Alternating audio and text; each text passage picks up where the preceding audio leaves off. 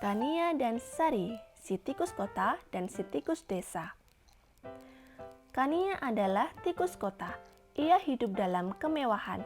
Suatu hari, ia berkunjung ke rumah temannya Sari. Sari adalah tikus yang tinggal di sebuah desa. Ia hidup dengan kesederhanaan. Saat makan siang, Sari menjamu Kania dengan padi, umbi-umbian, dan kacang tanah, serta segelas air dingin. Kania makan dengan perlahan dan hati-hati. Ia mencicipi setiap makanan yang disuguhkan untuk menghormati Sari. Setelah makan siang, Kania dan Sari saling bercerita tentang kehidupan mereka. Kania menceritakan kehidupannya di kota, sedangkan Sari mendengarkan dengan seksama sambil membayangkan. Mereka asik mengobrol hingga larut malam. Mereka kemudian tidur dengan nyenyak di kasur yang empuk sampai pagi. Saat tidur, Sari bermimpi bahwa dia adalah tikus yang hidup di kota. Dalam mimpinya, Sari menikmati setiap kesenangan dan kemewahan yang tidak pernah ia rasakan. Keesokan harinya, saat Kania akan kembali ke kota, ia mengajak Sari. Sari, ayo ikut denganku ke kota. Di sana kamu akan dapat kemewahan dan kesenangan. Mendengar ajakan Kania, Sari menjawab, "Ya, aku ikut," dengan cepat dan gembira. Beberapa saat kemudian, tibalah mereka di rumah yang besar tempat Kania tinggal. Sari meletakkan tas dan barangnya di sarang Kania. Mereka kemudian bergegas ke dapur.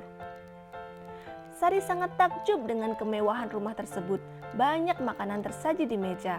Ada kue, jelly, daging, dan tentu saja keju, makanan kesukaan tikus. Saat mereka akan mencicipi makanan mewah itu, mereka mendengar kucing mengeong dan mencakar pintu. Mereka sangat takut. Mereka dengan cepat berlari dan bersembunyi. Mereka diam dan tidak berani bernafas. Kucing tadi kemudian pergi. Kania dan Sari menghela nafas. Mereka kemudian kembali ke meja makan. Tapi tiba-tiba pintu terbuka. Pelayan-pelayan rumah tersebut masuk dengan anjing menjaga. Mereka membersihkan semua makanan di meja. Melihat hal tersebut, Sari sedikit sedih dan kecewa. Ia tidak bisa memakan satupun makanan dan ia merasa tidak aman. Sari kemudian kembali ke sarang Kania. Ia mengambil tas dan topinya. Ia bersiap-siap untuk pulang.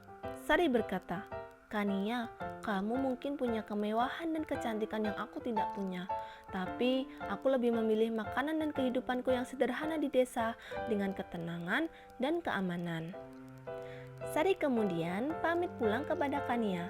Kania meminta maaf atas kejadian yang terjadi pada hari itu. Tamat.